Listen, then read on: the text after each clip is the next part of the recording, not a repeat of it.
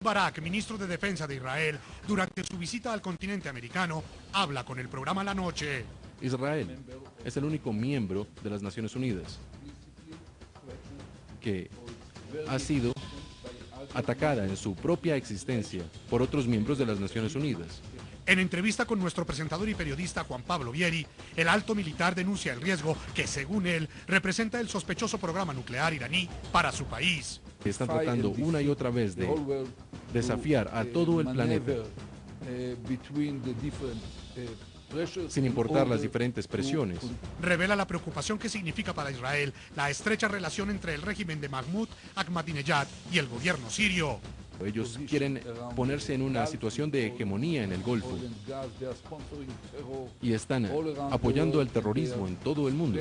Advierte cómo Irán ha ampliado su influencia en América Latina, estrechando sus nexos con países como Venezuela, Nicaragua, Cuba y Ecuador. Creo que es bastante preocupante. Las tensiones son complicadas. Tal vez están tratando de encontrar algún punto que les permita avanzar. Comienza la noche bajo la dirección de Claudia Gurizati. La noche bajo la dirección de Claudia Gurizati enciende las luces para que usted vea el punto clave de la noticia. Soy Juan Pablo Vieri, bienvenidos. La noticia, la tensión entre Israel e Irán por el sospechoso programa nuclear que adelanta el régimen de Mahmoud Ahmadinejad. El punto clave, pese a los serios indicios que señalan que el cuestionado plan atómico obedece a fines armamentísticos, la comunidad internacional aún busca disuadir a Irán solo a través de la diplomacia. La noticia, Estados Unidos, Francia, Rusia, China, el Reino Unido y Alemania reanudaron el sábado pasado las negociaciones con el país persa. Tras el encuentro, Irán insistió en que su programa nuclear solo tiene objetivos pacíficos y pidió un diálogo con la comunidad internacional basado en la confianza. La presión no funciona. Como se ha visto hoy, el interés de la otra parte en las conversaciones era algo positivo. Mostraron cooperación en las conversaciones y eso permitió un progreso. El enfoque sin éxito de la presión debe ser reemplazado por un enfoque basado en la confianza. La noticia, Israel recibió con escepticismo esas declaraciones y advirtió que el buen ambiente de las conversaciones con Irán podría ser una trampa. El viceministro israelí de Asuntos Exteriores, Dani Ayalon, advirtió que la comunidad internacional no debe aceptar acuerdo alguno con Irán que implique la continuación del enriquecimiento de uranio. No hay un medio embarazo, o paran o no paran. Y si paran solo parcialmente o hasta un determinado grado, significa que continúan, lo que les da todas las instalaciones e infraestructuras en algún momento del futuro para simplemente continuar sin ningún límite. La noticia, la visita oficial del ex primer ministro y actual titular de defensa de Israel, Ehud Barak, al continente americano. El influyente militar estuvo en Colombia y sostuvo un encuentro privado con el presidente Juan Manuel Santos y con altos mandos militares del país suramericano. Queremos mejorar las relaciones mucho más allá de la defensa y de la seguridad y tenemos muchos valores que compartimos entre Colombia e Israel. Quisiéramos ampliar nuestro área de acción, tanto en la parte de agricultura, en la educación. Son muchas las áreas en las que quisiéramos comparar nuestras experiencias. La noticia, este jueves el ministro de Defensa israelí viajará a Estados Unidos, donde sostendrá una reunión con el secretario de Defensa del país norteamericano, León Panetta. El punto clave, antes de que iniciara su periplo hacia Washington, Ehud Barak concedió una entrevista al programa La Noche. El alto militar habló sobre el sospechoso programa nuclear iraní y la amenaza que este representa para su país. El actual ministro de Defensa de Israel es la mano derecha y persona de mayor grado de confianza del primer ministro Benjamín Netanyahu. Quienes han tenido oportunidad de seguir su trayectoria saben de su experiencia en el campo militar. En 1959, siendo muy joven, ingresó a las Fuerzas Armadas de Defensa de su país. Participó en su primera misión secreta, conocida como Operación Primavera, en la que tuvo oportunidad de disfrazarse como mujer para infiltrarse entre terroristas. Barak participó en la llamada Guerra de los 6 días en 1967.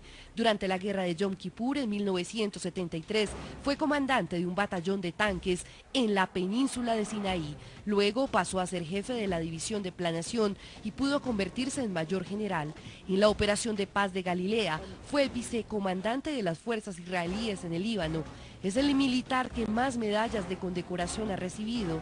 La lealtad por su país, la defensa por el mismo y la lucha contra el terrorismo le han permitido los lugares más destacados dentro de las Fuerzas Armadas inicialmente y luego también en los designios políticos de su país.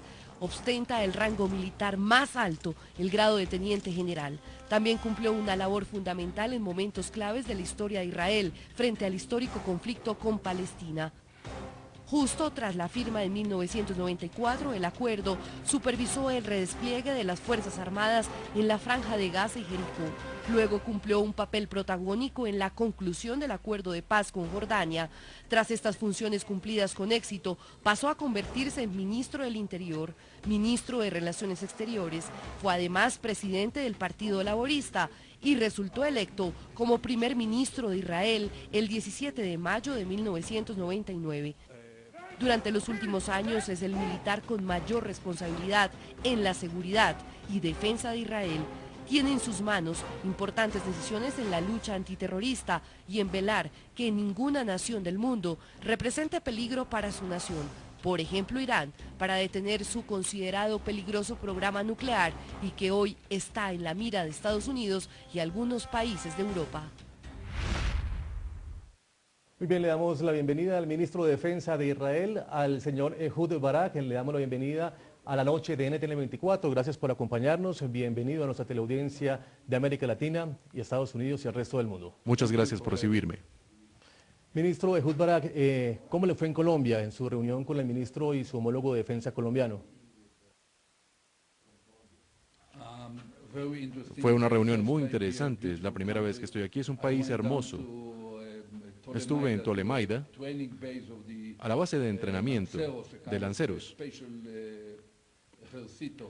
de su ejército, y me conmovió mucho ver a todas esas personas jóvenes entrenándose para proteger al país y para proteger por la lucha contra las drogas. Es bastante impresionante. ¿A qué se debe su visita al país, más allá de una visita de un país amigo a otro país amigo? Somos buenos amigos con Colombia. Tenemos nexos en nuestras raíces y estamos buscando oportunidades para profundizar estas relaciones, para que lleguen a otras áreas como la agricultura, como la industria y el comercio, así también como en educación y cualquier consejo que podamos compartir entre nosotros para avanzar nuestros dos pueblos. ¿Tuvieron ustedes oportunidad de hablar con su homólogo, el ministro de Defensa colombiano, sobre el caso de Yair Klein, ese exmilitar de Israel que tuvo contactos con grupos paramilitares y que hoy es requerido por la justicia colombiana? No hablamos sobre ese caso. No conozco el caso exactamente, no soy un experto legal, pero a mi conocimiento, nuestro sistema legal en Israel pide una respuesta diciendo que bajo la ley israelí no podemos traer a una persona que no estaba presente en la corte cuando fue acusado, porque sobre los pasos legales que se tomaron en su contra. ¿Ese caso de este militar de Israel queda cerrado para su país? No lo sé. No soy un experto legal. Ni siquiera sé cuáles son los detalles de este caso y me siento confiado en que, sin importar cuál sea la petición de las autoridades colombianas, la tomaremos muy seriamente y la consideraremos de manera seria en nuestro sistema legal. Hablemos, señor ministro de Defensa de Israel, Ehud Barak, de un tema que le interesa al mundo y es sobre lo que sucede en Estambul. Se reunieron los países del Consejo de Seguridad de Naciones Unidas, el grupo de 5+1, y tienen una reunión próxima a realizarse en Irak, en Bagdad, para hablar sobre el tema de Irán y el desarrollo nuclear de Irán. ¿Usted cree que se está acabando el tiempo de la negociación con Irán o sencillamente se están buscando largas para evitar una confrontación con Israel? No podemos saberlo, eso lo dirá el tiempo. Pensamos que las sanciones que han sido tomadas contra Irán en los meses que han pasado, el embargo sobre las exportaciones de petróleo y especialmente el bloqueo para hacer más aproximaciones con la comunidad internacional a nivel de las transacciones. Junto con estas nuevas discusiones son pasos en la buena dirección, pero el punto es que el objetivo debería ser bloquear a Irán y evitar que tengan armas nucleares. Y eso no puede ser logrado simplemente con diálogos. Tenemos que ser muy claros con las demandas y los objetivos de estas negociaciones que ahora han sido abiertas en Estambul y que van a continuar. Esto debería ser claro para poner un fin al programa nuclear iraní y poner un fin al enriquecimiento de 20% de uranio. Esto tal vez sea algo simbólico. Y para desmantelar las instalaciones en Qom y en el terreno y poner a las autoridades iraníes bajo un mayor control de la OIEA. Simplemente cuando esos sean los objetivos, habrá una oportunidad para bloquear a Irán. Y nosotros en Israel estamos viendo el comportamiento de Irán y realmente no confiamos en que ellos están tratando de lograr un acuerdo. Vemos que están tratando una y otra vez de desafiar a todo el planeta, sin importar las diferentes presiones, y tratan de continuar con su programa nuclear, así como lo hizo Corea del Norte o como lo hizo Pakistán en otras oportunidades. La crisis Irán-Israel, Estados Unidos-Siria amenaza todos los días con salirse de cauce. La potencia del mundo con su socio estratégico en el Medio Oriente, junto a sus enemigos en común, vienen sorteando estrategias de ataque que hasta ahora se basan en la guerra psicológica de amenazar y realizar despliegues militares a manera de disuasión y lograr con esto una presión para negociar lo que muchos consideran innegociable, ya que la disputa radica en avances de tecnología nuclear que estaría desarrollando Irán. Los 5 países, Estados Unidos, Inglaterra, Francia, Rusia y China, que conforman el Consejo Permanente de Seguridad de Naciones Unidas, más Alemania, son los encargados de mediar y, llegado el caso, reconocer lo que sería una verdadera amenaza nuclear en el Medio Oriente, que terminaría en un enfrentamiento militar abierto. ¿Cuánto duraría una guerra entre Irán e Israel? ¿Quién atacará primero? ¿Cuántos muertos podría dejar el conflicto? Ante preguntas sin respuesta, el reloj de la bomba nuclear iraní avanza, o por lo menos eso arrojan informes de inteligencia que salen de Tel Aviv, que apuntan a que Irán se acerca al punto de no retorno conocido como la zona de inmunidad, donde un ataque sería infructuoso. Para la CIA, la Agencia de Seguridad estadounidense, este es un proceso que puede durar entre 2 y 5 años, mientras que para la Organización Internacional para la Energía Atómica, el régimen iraní oculta aspectos avanzados de su plan para construir una ojiva nuclear en menos de un año. Para Israel, el posible ataque a Irán no es un objetivo militar, sino una cuestión de supervivencia. Ese ha sido el argumento que en cualquier momento puede detonar una reacción militar en una región volátil. Pero si de Irán solo se sospecha su desarrollo nuclear, en la región son muchos los países que piden lo mismo para Israel. Tema un poco más complicado, pues los secretos nucleares del Estado israelí están atados al establecimiento militar y político. El aliado principal de Irán es Siria, un país que hace más de un año enfrenta una guerra civil que ha dejado más de 11.000 muertos. Pese a esto, Siria ha sido respaldada por Rusia y China, países que hacen parte del Consejo de Seguridad Permanente y que tienen capacidad de veto, y así lo han ejercido a favor de Bashar al-Assad. Si Irán es el aliado estratégico de Siria y Rusia junto con China siguen respaldando a Damasco, no es difícil entender que lo que haga Israel contra Mahmoud Ahmadinejad involucraría tanto a Estados Unidos como a los aliados de Irán en Damasco, Moscú y Beijing. Sí, en este proceso, señor ministro de Defensa de Israel, ¿usted cree que esas sanciones económicas sobre Irán están de alguna manera fragmentando ese liderazgo de Irán en la región? Me refiero, hay quienes dicen que entre Mahmoud Ahmadinejad y Jamenei hay ya una distancia importante. En la misma Guardia Republicana también hay alguna especie de disidencia. ¿Usted cree que esa presión económica sobre Irán está generando un Irán que pierde unificación ante el mundo? Las sanciones económicas son un paso en la buena dirección. Pone mucha presión sobre Irán, así que podemos ver que tenemos una gran influencia incluso al interior del país. Pero a lo mejor de mi juicio, juzgar por experiencias precedentes con Irak y con Saddam, con Kim Jong-il en Corea del Norte e incluso con Pakistán, esto no puede realmente cambiar el comportamiento, así que no me siento muy optimista sobre lo que ocurrirá en Irán. Creo que los iraníes están determinados a tener una capacidad nuclear y van a continuar a pesar de todos los trabajos, de todas las presiones. Y esto continuará.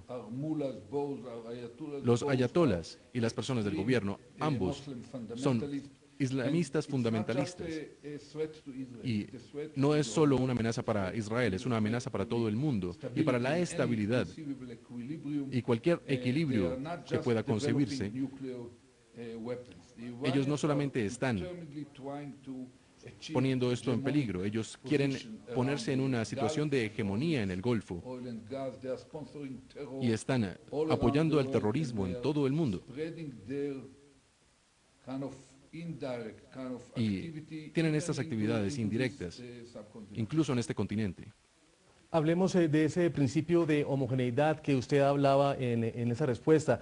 Ese principio de igualdad en la región, hay quienes se lo critican a su país, a Israel. ¿Por qué Israel es el único país que puede tener un arma nuclear en la región y por qué Irán no puede tenerlo? No puedo confirmar que Israel tenga poder nuclear, pero puedo decirle que Israel es diferente de otras naciones de la región y cualquier otra nación del mundo. Israel es el único miembro de las Naciones Unidas que ha sido atacada en su propia existencia por otros miembros de las Naciones Unidas. Y el principal de ellos es Irán. Irán no solamente están desarrollando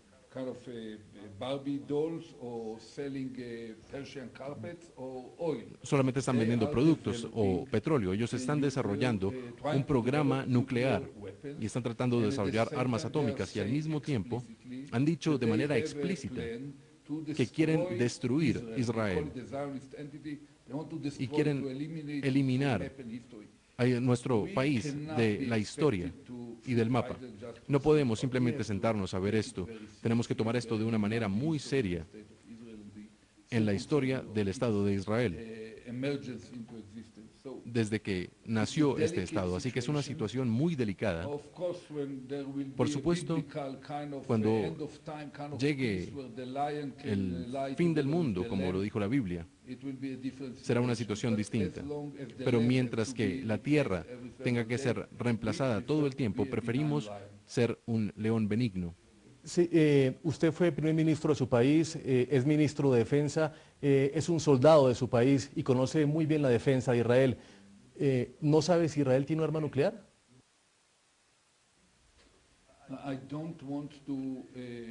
No quiero responder a esta pregunta y no quiero decir nada sobre esto. Simplemente trato de describir la situación que Israel tiene que enfrentar para sobrevivir en este vecindario, que es un vecindario muy difícil, y yo lo dije hace varias décadas cuando estaba en uniforme, en las diferentes operaciones en las que participé, y comprendemos que es un vecindario muy difícil donde no hay segundas oportunidades para aquellos que no pueden defenderse. Así que tenemos que ser capaces de protegernos y al mismo tiempo somos los iniciadores de las iniciativas para tener paz en esta región. Tenemos tratados de paz con Egipto. Yo como primer ministro traté de firmar un acuerdo con los palestinos con Siria igualmente. Y los demás primeros ministros han tratado de hacerlo y hasta ahora no hemos encontrado la voluntad necesaria en este continente, donde han muchas guerras y muchos enfrentamientos, pero se llega a una normalización con todos los demás. La cercanía entre los gobiernos de Siria e Irán es un asunto que preocupa a Israel. Ambos países culpan al gobierno hebreo de la crisis que afronta el régimen dirigido por la dinastía de los Assad. Este fue otro de los temas que el programa La Noche desarrolló con el ministro de Defensa israelí, Ehud Barak. Mahmoud Ahmadinejad y Bashar al-Assad, ambos presidentes de Irán y Siria respectivamente, ambos líderes de Oriente Medio y ambos bajo la lupa de la comunidad internacional. Siria tiene en Irán un aliado incondicional, cuando la comunidad internacional buscaba una severa condena al régimen de Damasco por la violenta represión contra los rebeldes que piden la caída de su gobierno. Teherán aplaudió que China y Rusia frenaran esas intenciones en el Consejo de Seguridad. Esa resolución contemplaba la cesión del poder de Bashar al-Assad a su vicepresidente. Las nuevas medidas punitivas contra Siria pretenden motivar la intervención política, militar y de seguridad en este país. En medio del asedio que lanzó Bashar al-Assad para recuperar la ciudad de Homs, bastión de los rebeldes, el mundo conoció la publicación del diario israelí Haaretz, según la cual las fuerzas especiales iraníes, los Quds, estarían en territorio sirio apoyando a la ofensiva contra los rebeldes. Al menos 15.000 combatientes iraníes estarían a las órdenes de Bashar al-Assad. Estos soldados son la élite militar iraní y han operado en Irak, ya que son especialistas en guerra no convencional y contrainsurgencia, y son los encargados de formar y financiar al grupo libanés Hezbollah. Irán presta a Siria un constante apoyo militar y diplomático, y en la práctica es de esta forma como Ahmadinejad cumple la promesa de defender y recibir como propios los ataques contra la dinastía al-Assad. En esa defensa, ambos gobiernos cruzaron al menos 3.000 correos electrónicos que reveló al mundo el diario británico The Guardian. En uno de ellos, un asesor de al-Assad afirma que recibió asesoría del encargado político de la embajada iraní para el discurso de fin de año el pasado 31 de diciembre. El mensaje hace una mención a la necesidad de aumentar la agresión contra los rebeldes. Debe hablarle a aquellos que cometieron el error de tomar las armas y que entiendan que están ayudando sin darse cuenta a los enemigos del país. Al mismo tiempo, decir que el Estado no va a perdonar a estos criminales. En el mismo mensaje describe la visión siria sobre Israel y la necesidad de mantener el tono amenazante. Debe confirmar la posición de Siria, que ha frustrado los intentos israelíes y occidentales para respaldar a la resistencia, hacer una conexión con lo que el país está enfrentando y presentarlo como una venganza por sus victorias en contra de Israel. El pueblo sirio sabe cómo lidiar con países como Estados Unidos e Israel y no olvidará lo que han hecho. Estos mensajes revelan cómo la estrecha alianza entre Bashar al-Assad y Mahmoud Ahmadinejad va más allá de la retórica. Irán y Siria son para Israel una amenaza latente. Hablemos de Siria. Siria enfrenta una guerra civil que lleva más de un año. Según cifras de Naciones Unidas, son 11.000 los muertos, pero ha tenido y ha encontrado apoyo en Rusia y en China, países que Naciones Unidas tienen poder de veto. En una eventual confrontación armada de su país con Irán, Siria actuaría como un aliado. ¿Teme Israel despertar un gigante dormido como puede ser China y Rusia en un apoyo a Irán y a Siria?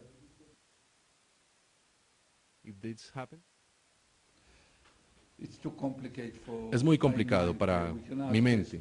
No puedo especular demasiado sobre esto. Tendremos que juzgar la situación que hemos creado. Si vas a entrevistar al presidente Hu de China o a Putin de Rusia, puedes preguntarles por qué están apoyando a Siria. Yo creo que lo que el mundo no puede mantener apoyando es este asesinato de Assad, que está matando a su propio pueblo.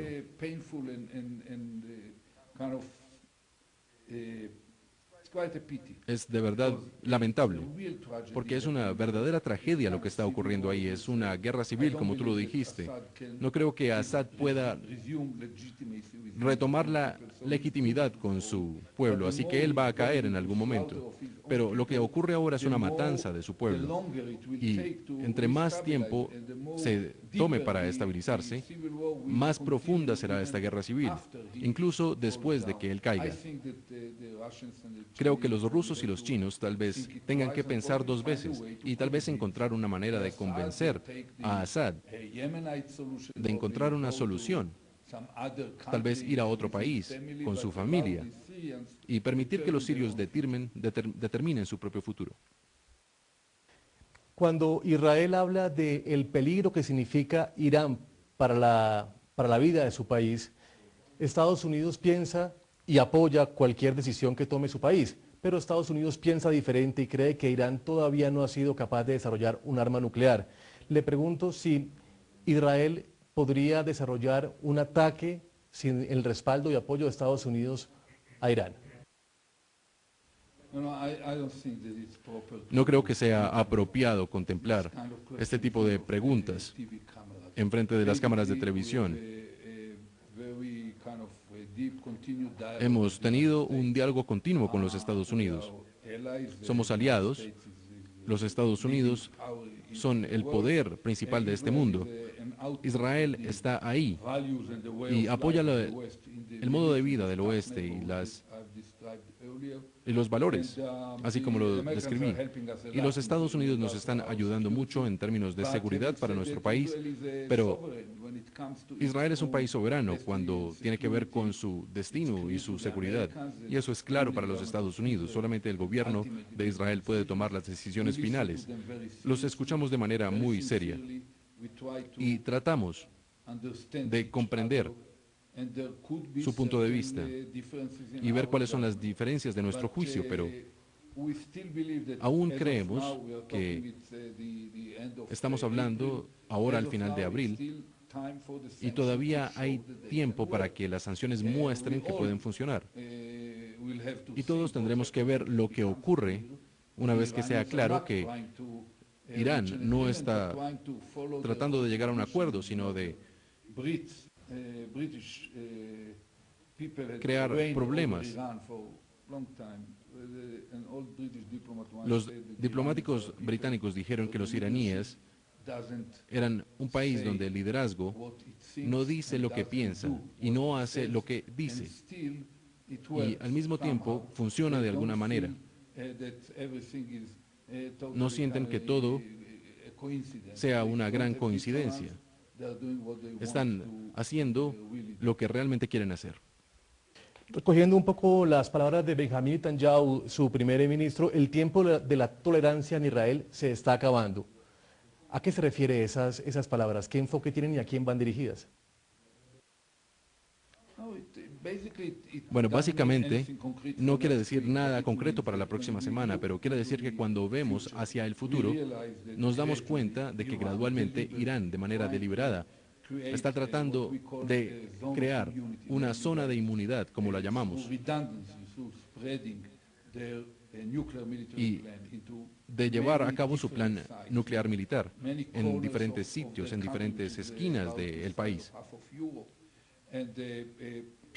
Y están creando cada vez más, están enriqueciendo el uranio cada vez más y están preparando centrífugas, más de lo que realmente necesitan. Están tratando de crear este tipo de inmunidad para ellos y para el programa militar contra cualquier tipo de intervención, y pensamos que el momento de la verdad debe ser logrado antes de que ellos lleguen a esa zona de inmunidad y que sean responsables por lo que están planeando hacer. Respetamos el intento del resto del mundo de tratar de bloquearlos. Somos escépticos sobre los resultados y pensamos que nosotros, como el resto del mundo, deberíamos pensar de una manera muy sincera sobre lo que está ocurriendo allá, porque es una situación muy complicada y riesgosa y con consecuencias que no pueden predecirse. Enfrentarse a Irán ahora en este momento será mucho más complicado, mucho más peligroso, mucho más costoso en términos de vidas humanas y de recursos financieros, con enfrentarse a un Irán nuclear, no solo para Israel, sino para el mundo. Así que pensamos que deberíamos reflexionar sobre esto y tratar de actuar en una forma coordinada con la comunidad internacional para tener este enfrentamiento, ya sea a través de las sanciones o a través de otras cuestiones. Ministro de Defensa Ehud Barak, para finalizar el tema de Irán, le pregunto algo que usted ha hablado en ese momento y tiene que ver con el costo de vidas humanas. En el tema de un posible enfrentamiento con Irán, ¿ustedes han calculado cuánto tiempo duraría ese enfrentamiento y cuántas víctimas mortales podría dejar un enfrentamiento con Irán? No creo en este tipo de cálculos y no estamos ahí. No creo que tenga sentido pensar en eso ahora. No puedo hacer más énfasis en mis puntos que diciendo que un Irán nuclear es una gran amenaza para el mundo. Eso sería el fin de cualquier tratado de no proliferación. Muchos países del Medio Oriente, incluyendo Turquía, tendrían que adquirir bombas nucleares igual. Y el terror se tomaría la región y tal vez todo el mundo. Y los iraníes tratarían de intimidar a sus vecinos para tener la hegemonía del flujo de petróleo en la zona. Todos estos desarrollos son muy severos para ser ignorados por la comunidad internacional. Y pensamos que deberíamos ocuparnos de esto. No podemos olvidar, tengo que recordarle aquí que Irán está tratando de crear relaciones únicas con Venezuela y con Cuba, probablemente Nicaragua e Ecuador. ¿Quién sabe qué más tienen en mente?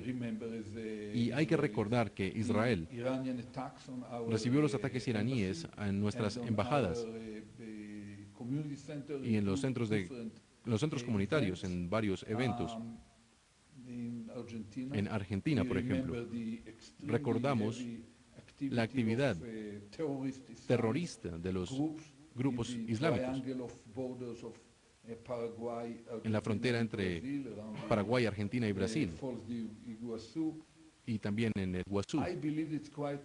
Creo que es bastante preocupante. Las tensiones son complicadas. Tal vez están tratando de encontrar algún punto que les permita avanzar, pero posiblemente sea más complicado que esto. Tal vez quieran implementar el terror, pero claramente en el lado incorrecto de la historia, y claramente están de lo que es malo para la humanidad y en el lado incorrecto de lo que es malo para la paz y la estabilidad. La situación de Palestina y la desbandada de activistas pro-palestinos con destino a Israel también fue tema principal en esta entrevista. Con esta información ya nos vemos. Para restablecer las negociaciones con Israel, el primer ministro palestino Mahmoud Abbas envió una carta a su homólogo israelí Benjamin Netanyahu, quien prometió responder la misiva dentro de 2 semanas. El conflicto árabe-israelí fue otro punto del que habló con la noche el ministro de Defensa Ehud Barak. Los acercamientos entre Palestina e Israel tuvieron un último episodio este martes. El negociador palestino Saeb Erekat le entregó al primer ministro israelí Benjamin Netanyahu una carta del presidente palestino Mahmoud Abbas con las condiciones para reanudar el estancado diálogo de paz. La carta incluye los puntos con los cuales sería posible un diálogo para encontrar la paz y consolidar la creación del Estado palestino. Esos puntos son: tener 2 estados, el israelí y el palestino, con fronteras previas a la guerra de junio de 1967, el cese de la construcción en las colonias israelíes de Cisjordania, la liberación de todos los presos palestinos y la anulación de las decisiones que minan los acuerdos bilaterales firmados desde el año 2000. En la carta, de la cual las agencias internacionales conocieron un borrador, Palestina aclara que de no cumplirse estas condiciones, usarán los instrumentos de la política internacional para acusar a Israel como una potencia ocupante. El primer ministro israelí Benjamin Netanyahu anunció que en 2 semanas responderá a la Carta Palestina.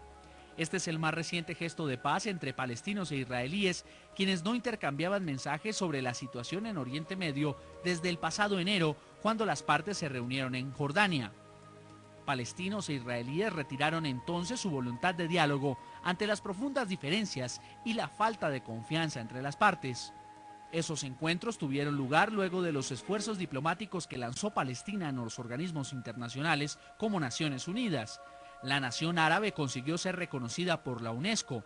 También un respaldo mayoritario en la Asamblea General de la ONU, pero no sucedió lo mismo ante el Consejo de Seguridad de la ONU, donde no prosperó su solicitud a ser incluido como Estado de pleno derecho.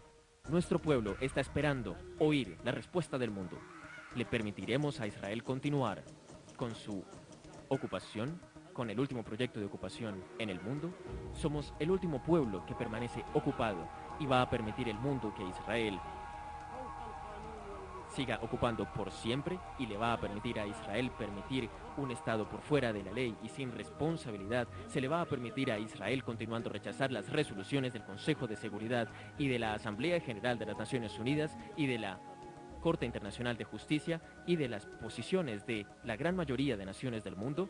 Según analistas internacionales, Palestina espera que el intercambio epistolar con Israel conduzca a unos diálogos que le permitan a la nación árabe establecerse como Estado. Señor ministro de Defensa de Israel, Ehud Barak, en el tema de Palestina, es un tema que también involucra mucho la preocupación del mundo, y le pregunto, ¿qué tan amenazado está su país con las fuerzas que operan en Palestina?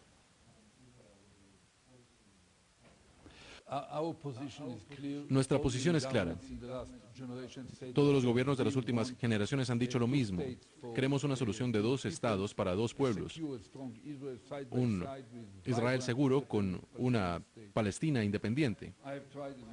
Yo traté como primer ministro hace 11 años de llegar a un acuerdo con Arafat, quien era presidente de los palestinos, junto con el presidente Clinton.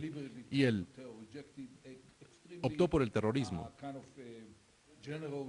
y a pesar de una propuesta generosa. Lo mismo ocurrió con el presidente siguiente. Tampoco funcionó. Incluso Netanyahu, el gobierno de Netanyahu, trató de hacerlo esta vez. Habrá una reunión con un grupo de líderes de palestinos y esperamos que funcione. No es una cuestión operacional. La autoridad palestina y en Cisjordania, esto ha avanzado y esperamos que funcione. El problema es Hamas. Sharon no era el mayor amante de los palestinos, pero él decidió salir de Gaza, incluso del último milímetro, tomando todos los asentamientos, todos los soldados, todo, para obtener tranquilidad. Y como respuesta, un año más tarde, Hamas tomó el poder en Gaza y ahora tenemos 10.000 misiles que están apuntando hacia Israel. Es algo loco. No es algo que podemos aceptar. Así que tenemos un problema con la actividad terrorista de Hamas en el Sinaí, que está atacando a nuestro país. Así que estamos haciendo lo mejor que podemos y seguimos tratando de hacerlo para obtener un acuerdo. Si no podemos resolverlo, deberíamos encontrar algún tipo de fórmula que pueda ayudarlos a ellos a desarrollar sus propias instituciones y que puedan disfrutar de la tranquilidad. Pero con Hamas seguimos teniendo un gran problema, porque antes de que desmantelen todos estos cohetes y misiles, siempre existirá el riesgo de una explosión. El mundo le critica a Siria, le critica a Irán que no dejen entrar comisiones humanitarias, comisiones de autoridades que revisen y que verifiquen qué es lo que pasa en esos países. Israel le critica lo mismo a Siria e Irán. Le pregunto por qué en este momento Israel no está dejando que entren a Palestina activistas de derechos humanos para constatar que no se estén violando derechos humanos en las franjas de litigio. Creo que No existe un equivalente entre lo que hace Assad asesinando a su propio pueblo con 45 años en el poder. Nosotros no hemos tenido las pérdidas de vidas humanas de incluso un quinto de lo que está ocurriendo en Siria, que han sido asesinados por su propio régimen. Y nosotros hemos perdido muchas vidas humanas. No creo que exista una comparación con Irán posible con respecto a los activistas. Nosotros no hemos bloqueado a nadie que llegue. Pero cuando tratan de venir de una forma ilegal y cuando tratan de crear provocación en lugar de promover la paz, le pedimos a los gobiernos de Europa que los bloqueen. 2/3 fueron bloqueados. 1/3 manipuló el sistema y el gobierno y terminó en nuestros aeropuertos. Así que de una manera muy benigna les pedimos que regresaran a sus países. ¿Por qué Israel corta con el Consejo de Derechos Humanos de Naciones Unidas justo cuando se dan estos enfrentamientos entre activistas pro-palestinos? Lo que se llama el Consejo de Derechos Humanos es prácticamente un oxímoron ver lo que hacen. Este es un lugar donde durante un periodo Gaddafi pudo haber sido el líder. Libia o Irán tenía su voz igualmente y Siria llegaba para condenar a Israel. 25 de los 30 instituciones que estaban ahí estaban en contra de Israel. Así que nosotros y los estadounidenses juntos estamos tratando de convencer a las otras naciones de que dejar de culpar a Israel automáticamente por lo que ocurre y traten de ver cuál es la verdadera causa de los problemas en el Medio Oriente y tratar de ser parte de la solución. Esa no es la manera de avanzar. Vemos después de lo que ocurrió en la operación en Gaza, donde trataron de condenar a Israel sin ningún tipo de pruebas, simplemente movilizando una mayoría automática. Esa no es la manera de avanzar. ¿No cree que el mundo, señor ministro de Israel de Defensa, no cree que el mundo estaría interesado en encontrar en Israel un país un poco más amable con el tema de derechos humanos? Veíamos la imagen reciente de un coronel del ejército de su país golpeando muy fuerte a un activista que intentaba hacer una marcha pacífica. Esos hechos, ¿qué lectura tienen en Israel?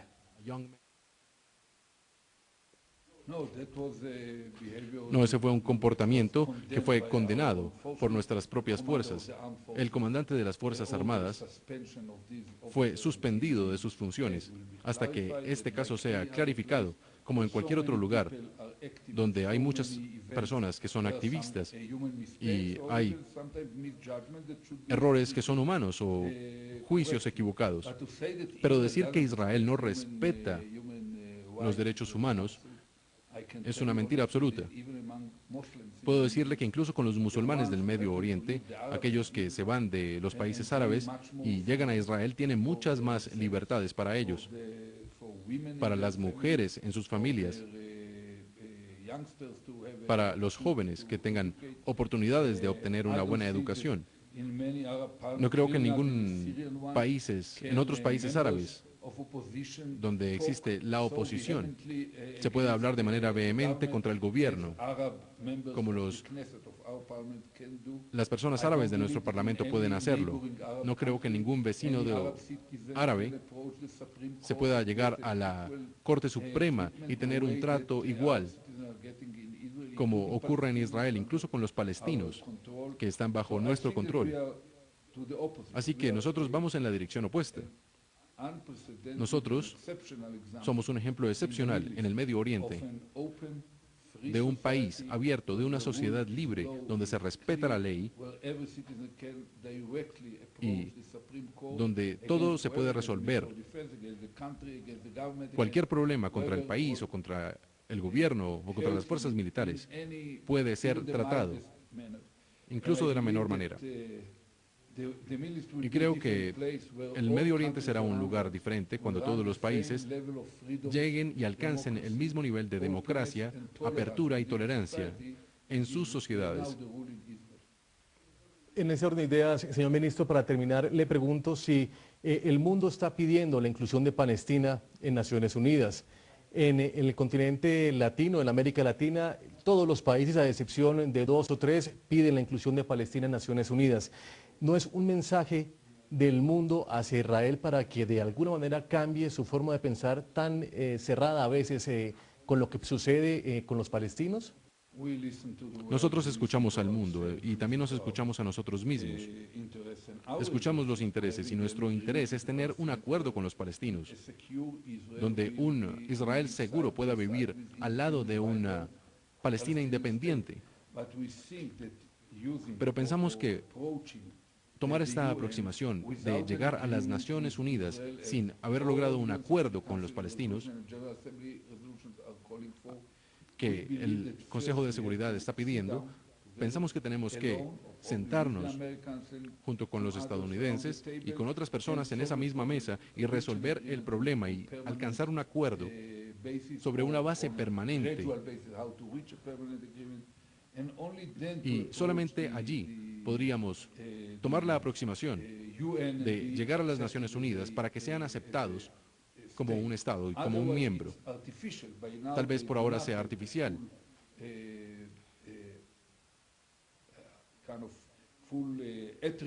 Y no tengan todos los atributos de un Estado independiente. Están desarrollándose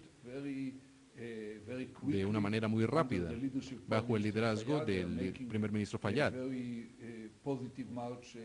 Es un avance muy positivo que estamos tratando de apoyar de manera modesta, pero todavía no están ahí. Y la manera como algunos palestinos han tratado de llegar a las Naciones Unidas a través de La Haya, a través de Ginebra, pensamos que no es la manera correcta para comenzar a nutrir un buen vecindario en el cual estamos muy interesados. Pues ministro de Defensa de Israel, Ehud Barak, muchas gracias por acompañarnos en la noche de NTN24 y por compartir con el pueblo de América Latina, Estados Unidos y el resto del mundo sus opiniones tan importantes. Bienvenido. Muchas gracias. A todos nuestros televidentes los invito a que envíen sus comentarios a www por el sospechoso programa nuclear que adelanta el régimen de Mahmoud Ahmadinejad. El punto clave: pese a los serios indicios que señalan que el cuestionado plan atómico obedece a fines armamentísticos, la comunidad internacional aún busca disuadir a Irán solo a través de la diplomacia. La noticia: Estados Unidos, Francia, Rusia, China, el Reino Unido y Alemania reanudaron el sábado pasado las negociaciones con el país persa.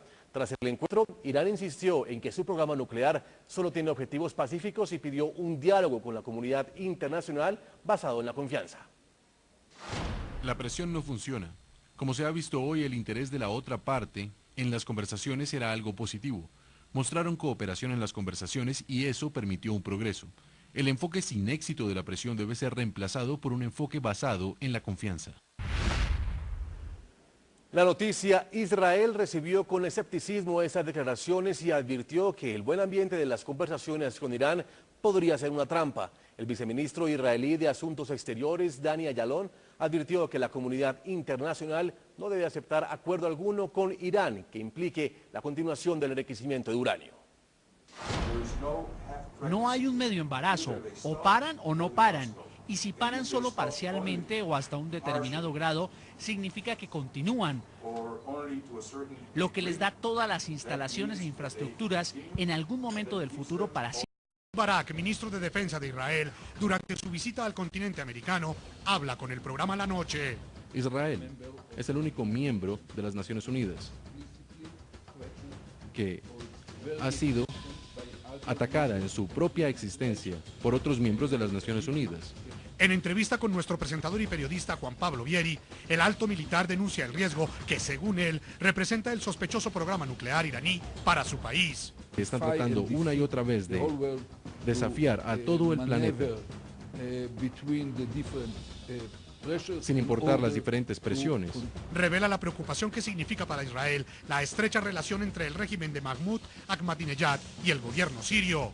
Ellos quieren ponerse en una situación de hegemonía en el Golfo y están apoyando el terrorismo en todo el mundo. Advierte cómo Irán ha ampliado su influencia en América Latina, estrechando sus nexos con países como Venezuela, Nicaragua, Cuba y Ecuador. Creo que es bastante preocupante. Las tensiones son complicadas. Tal vez están tratando de encontrar algún punto que les permita avanzar. Comienza la noche bajo la dirección de Claudia Guirisati. La noche bajo la dirección de Claudia Guirisati enciende las luces para que usted vea el punto clave de la noticia. Soy Juan Pablo Vieri, bienvenidos. La noticia, la tensión entre Israel e Irán. Simplemente continuar sin ningún límite. La noticia, la visita oficial del ex primer ministro y actual titular de defensa de Israel, Ehud Barak, al continente americano. El influyente militar estuvo en Colombia y sostuvo un encuentro privado con el presidente Juan Manuel Santos y con altos mandos militares del país suramericano. Queremos mejorar las relaciones mucho más allá de la defensa y de la seguridad y tenemos muchos valores que compartimos entre Colombia e Israel. Quisiéramos ampliar nuestro área de acción, tanto en la parte de agricultura, en la educación. Son muchas las áreas en las que quisiéramos comparar nuestras experiencias. La noticia, este jueves el ministro de Defensa israelí viajará a Estados Unidos, donde sostendrá una reunión con el secretario de Defensa del país norteamericano, León Panetta. El punto clave, antes de que iniciara su periplo hacia Washington, Ehud Barak concedió una entrevista al programa La Noche. El alto militar habló sobre el sospechoso programa nuclear iraní y la amenaza que este representa para su país. El actual ministro de Defensa de Israel es la mano derecha y persona de mayor grado de confianza del primer ministro Benjamín Netanyahu. Quienes han tenido oportunidad de seguir su trayectoria saben de su experiencia en el campo militar.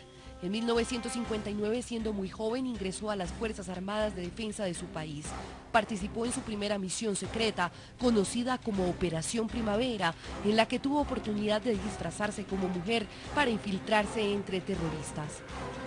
Barak participó en la llamada Guerra de los 6 días en 1967. Durante la Guerra de Yom Kippur en 1973 fue comandante de un batallón de tanques en la península de Sinaí. Luego pasó a ser jefe de la división de planeación y pudo convertirse en mayor general. En la operación de paz de Galilea fue vicecomandante de las fuerzas israelíes en el Líbano. Es el militar que más medallas de condecoración ha recibido. La lealtad por su país, la defensa por el mismo y la lucha contra el terrorismo le han permitido los lugares más destacados dentro de las Fuerzas Armadas, inicialmente y luego también en los designios políticos de su país. Ostenta el rango militar más alto, el grado de teniente general. También cumplió una labor fundamental en momentos claves de la historia de Israel frente al histórico conflicto con Palestina. Justo tras la firma en 1994, el acuerdo supervisó el redespliegue de las Fuerzas Armadas en la Franja de Gaza y Jericó. Luego cumplió un papel protagónico en la conclusión del acuerdo de paz con Jordania. Tras estas funciones cumplidas con éxito, pasó a convertirse en ministro del Interior, ministro de Relaciones Exteriores. Fue además presidente del Partido Laborista y resultó electo como primer ministro de Israel el 17 de mayo de 1999. Durante los últimos años es el militar con mayor responsabilidad en la seguridad y defensa de Israel. Tiene en sus manos importantes decisiones en la lucha antiterrorista y en velar que ninguna nación del mundo represente peligro para su nación. Por ejemplo, Irán, para detener su considerado peligroso programa nuclear y que hoy está en la mira de Estados Unidos y algunos países de Europa. Muy bien, le damos la bienvenida al ministro de Defensa de Israel, al señor Ehud Barak. Le damos la bienvenida a la noche de NTN 24. Gracias por acompañarnos. Bienvenido a nuestra teleaudiencia de América Latina y Estados Unidos y el resto del mundo. Muchas gracias por recibirme. Ministro Ehud Barak, ¿cómo le fue en Colombia en su reunión con el ministro y su homólogo de defensa colombiano? Fue una reunión muy interesante. Es la primera vez que estoy aquí. Es un país hermoso. Estuve en Tolemaida, a la base de entrenamiento de lanceros de su ejército. Y me conmovió mucho ver a todas esas personas jóvenes entrenándose para proteger al país y para proteger por la lucha contra las drogas. Es bastante impresionante. ¿A qué se debe su visita al país, más allá de una visita de un país amigo a otro país amigo? Somos buenos amigos con Colombia.